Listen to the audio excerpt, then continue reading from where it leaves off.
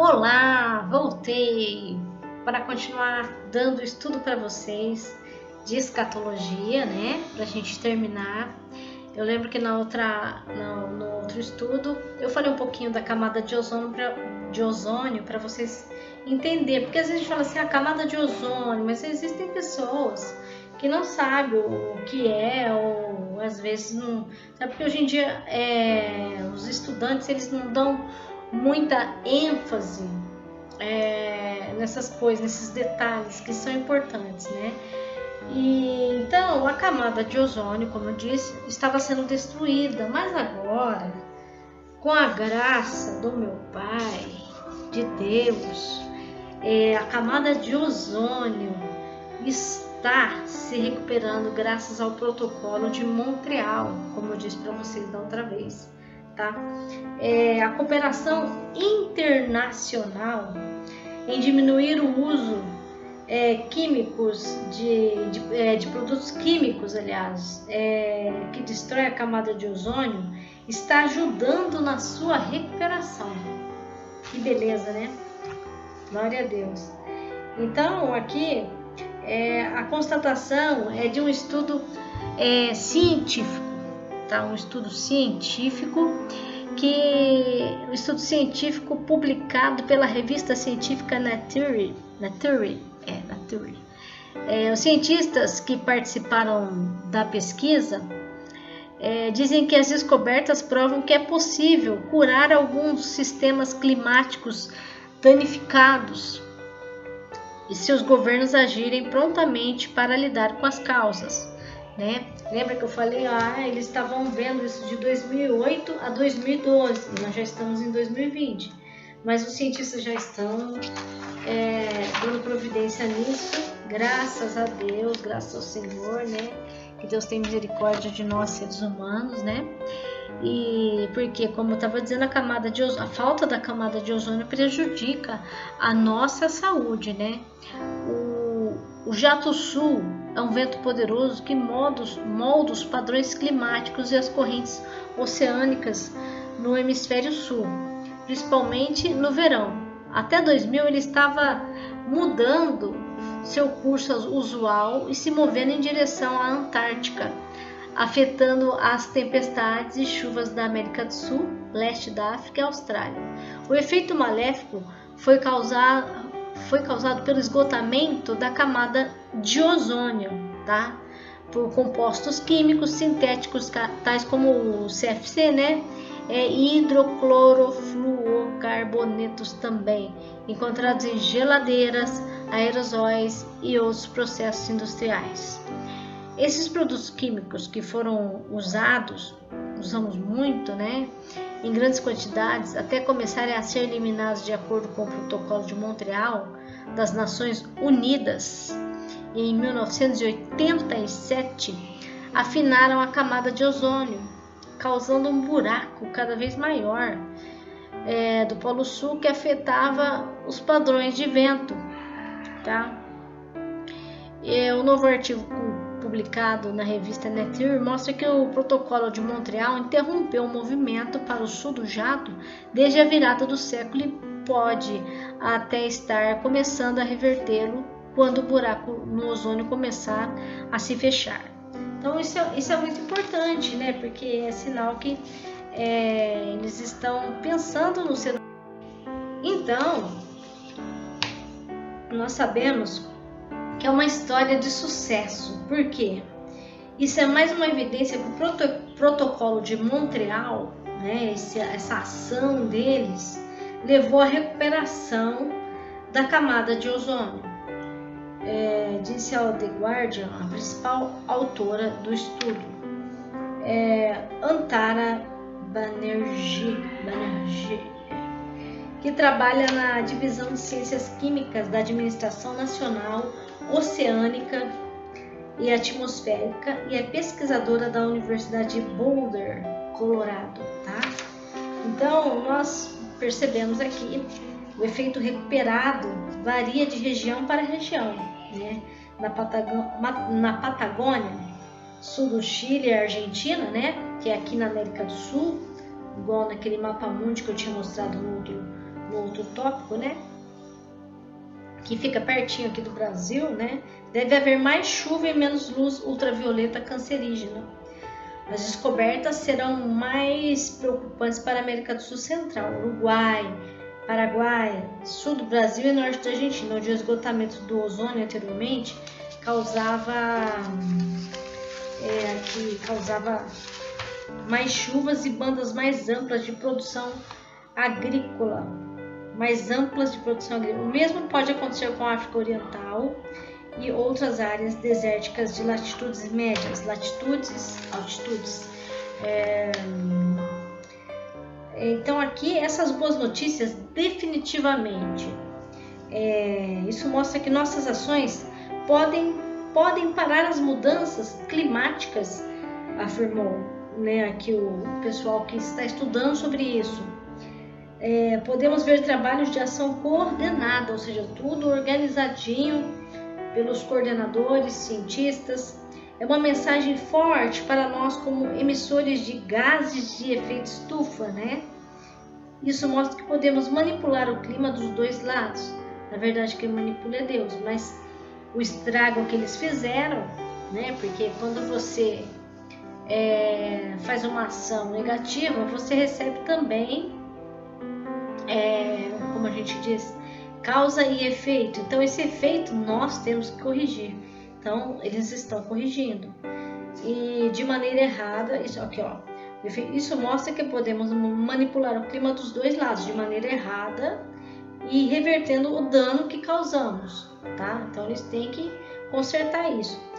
Se isso afetará a perda de gelo do mar Antártico, continua sendo uma grande questão sem resposta, que eles ainda não sabem. Mas eles estão estudando, estão se esforçando para que a camada de ozônio volte e que não prejudique tanto o ser humano, né? Estudos anteriores sugeriram que o buraco no ozônio tinha um efeito de chaminé que sugava parte do calor da atmosfera, tá? Do calor da atmosfera. O que significava que o Polo Sul esquentava mais lentamente, o Polo Sul, né, que o Norte, tá?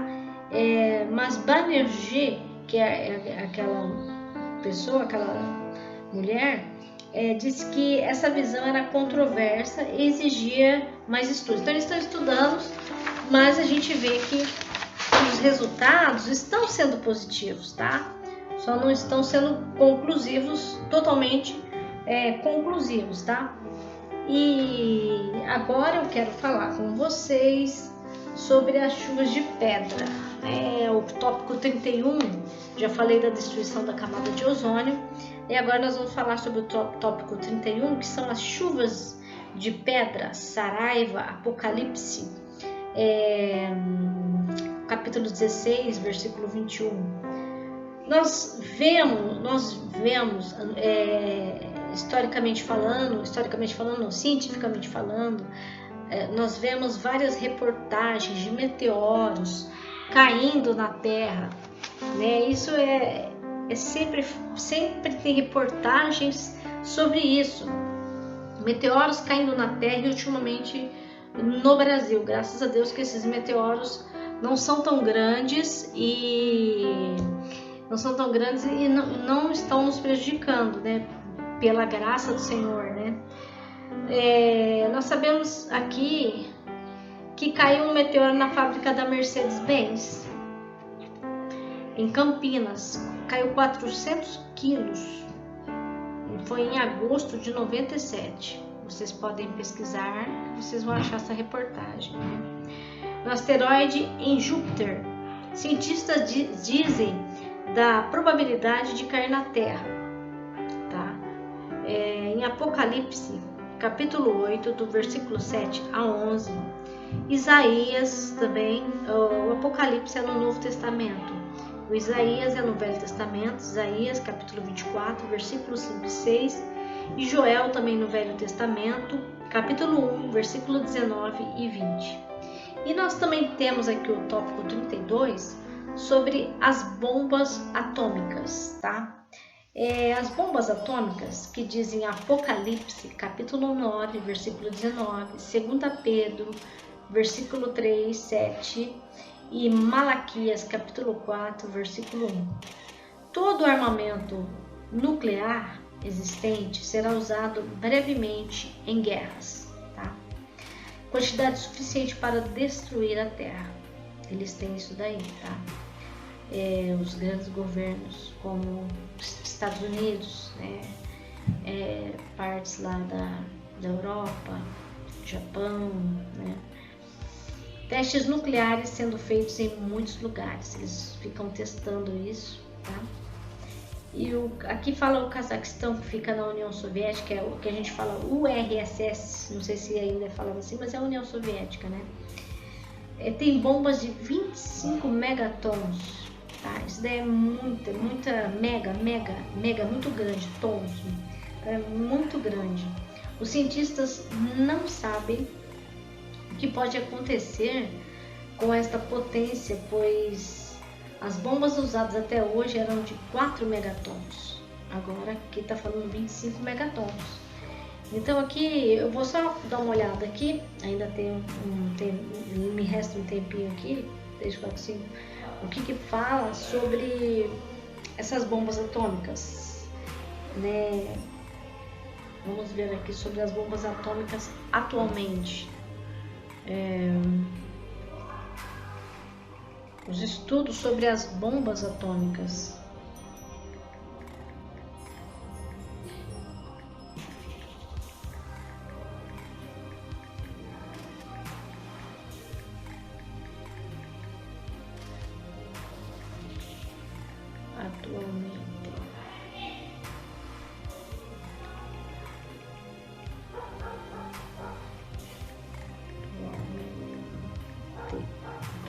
Né? Vamos lá, glória a Deus.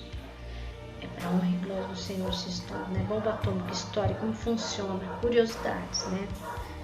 O Clube Atômico, quem possui bomba, Mundo Educação. Aqui fala, né, que a bomba atômica é uma arma de energia nuclear que possui um grande poder de destruição. Foi elaborada durante a Segunda Guerra Mundial, que já houve, né? Quando houve a necessidade de desenvolver novas armas de combate. Partindo dessa necessidade, alguns cientistas realizaram pesquisas do átomo partindo das teorias de Albert Einstein, um grande cientista, né? Antes de saber sobre o funcionamento da bomba atômica, você precisa saber sobre o elemento urânio, tá? O elemento urânio, elemento químico, né, que faz parte da tabela periódica em química, um dos causadores da explosão. O urânio é perigoso. O urânio é um isótopo, ou seja, existem duas formas do elemento urânio. Elas possuem o mesmo número atômico, mas se diferem na quantidade de massa, tá? O urânio com massa 238 é mais comum na natureza, tá? Já o que possui massa 235 representa apenas 0,72% do total de urânio existente. E é justamente ele que representa perigo à humanidade. É usado em reatores nucleares e em bombas atômicas. Quando o núcleo do átomo de urânio 235 é atingido velozmente por um nêutron em alta velocidade, ele se quebra em 2 pedaços e lança mais nêutrons em porções de energia. Perigoso, né? Cada um dos nêutrons projetados pela quebra atinge outros núcleos de átomos de urânio, realizando novamente a quebra e gerando mais nêutrons e mais energia, e assim sucessivamente, tá? Esse processo é chamado de fissão com 2 S, nuclear igual a quebra, nuclear igual a núcleo, e significa a quebra do núcleo, tá? Em 1942, cientistas nos Estados Unidos realizaram a primeira experiência atômica e obtiveram êxito. Aproveitando a descoberta, o presidente americano Harry Truman, querendo forçar o Japão a sair da guerra, ordenou que fossem lançadas 2 bombas sobre o país, né? Que aí eles ficam testando, né? Não pensa nas pessoas e aí acaba destruindo, né? Em 6 de agosto foi lançada a primeira bomba em Hiroshima, né? Em 3 dias depois, a segunda bomba em Nagasaki. Tais lançamentos provocaram a morte de 200 mil pessoas em Hiroshima e de 150 mil pessoas em Nagasaki. Essa arma nuclear tinha potência equivalente a 20 mil toneladas. 20 mil toneladas de dinamite. Ainda hoje, passados 58 anos da explosão da primeira bomba atômica, o número de vítimas continua sendo contabilizado, já ultrapassando 250 mil mortos.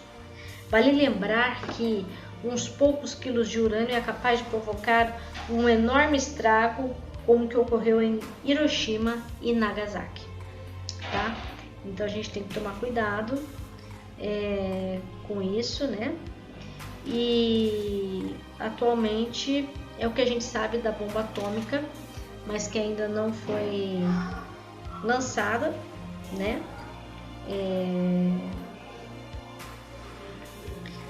Aqui a gente sabe, a única coisa que eu quero falar para vocês, a guerra nuclear, né? As novas armas que aumentam as chances de um conflito global, tá? A ameaça de uma guerra nuclear gera grande temor ao redor do mundo, tá? Com licença. Ao redor do mundo. E para piorar, os riscos de um conflito aumentam com as linhas cada vez mais tênues entre armas nucleares e convencionais. O bombardeio B-29, por exemplo, foi projetado e construído para atirar bombas convencionais. Mas em 6 de agosto de 1945, uma aeronave americana desse modelo, Enola Gay, lançou uma bomba nuclear na cidade japonesa de Hiroshima. Cerca de 135 mil pessoas morreram em decorrência desse ataque. O que se sabe sobre o Punggye-ri, o centro de testes de armas nucleares que a Coreia do Norte prometeu fechar, porque bombardeiros russos estão aterrissando na Venezuela. Clique para assinar o canal da BBC News Brasil no YouTube, que aí você fica sabendo mais. Hoje, 74 anos depois, 9 países possuem milhares de armas nucleares, que estão se tornando cada vez mais parecidas com o arsenal não nuclear. Mesmo que o estoque global de armas nucleares esteja em seu menor nível, o ápice foi em 1986, com 64 mil unidades. Alguns dos armamentos contemporâneos são cerca de 300 vezes mais poderosos que a bomba jogada em Hiroshima, né? Nós temos aqui armas nucleares, Estados Unidos com 6.450, Reino Unido 215, França 300, Israel 80, Paquistão 150, Índia 140, China 280, Rússia 6.850, Coreia do Norte 20. Exceto pelo Reino Unido, todos os países com armas nucleares têm equipamentos que podem ser usados para lançar ogivas nucleares ou convencionais. Esses equipamentos incluem mísseis de alcance cada vez maior, mais tecnológico, né? Quer dizer, eles usam a tecnologia.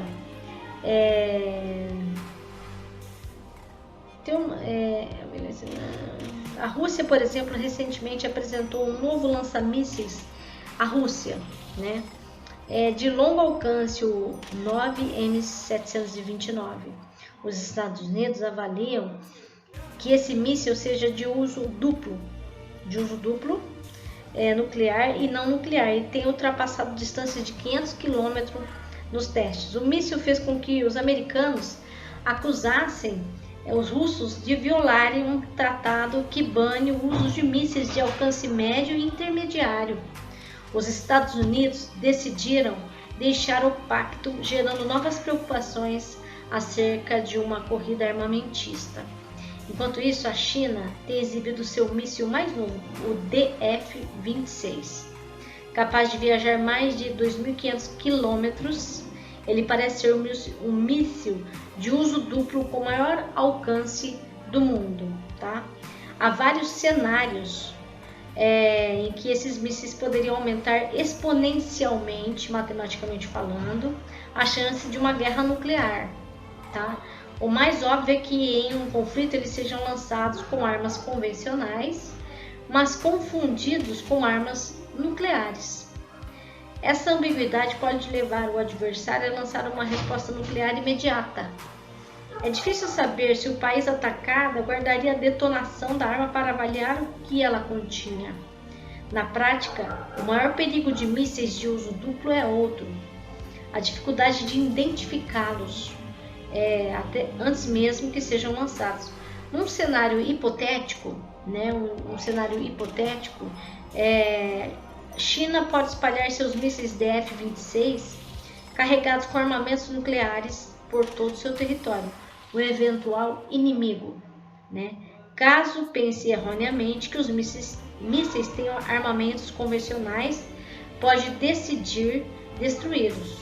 Com o ataque, a China poderia ser provocada a lançar essas armas nucleares antes mesmo que sejam destruídas, tá? Então, era isso que eu queria falar sobre as bombas atômicas, tá? Atualmente, né? Eu falei mais para trás um pouquinho e falei um pouco atualmente, tá? Então, isso são sinais da vinda de Cristo, meus amados irmãos. E vamos orar pelo mundo, né? Porque essa briga, essa guerra, não deveria existir só a paz, mas existem pessoas que têm um coração ruim, né? Então vamos orar, né, meus amados irmãos, por este mundo. Vamos orar. Eu desejo a vocês Shalom Adonai, a paz de Cristo. Que Deus esteja abençoando todos vocês em nome de Jesus Cristo, tá? A paz.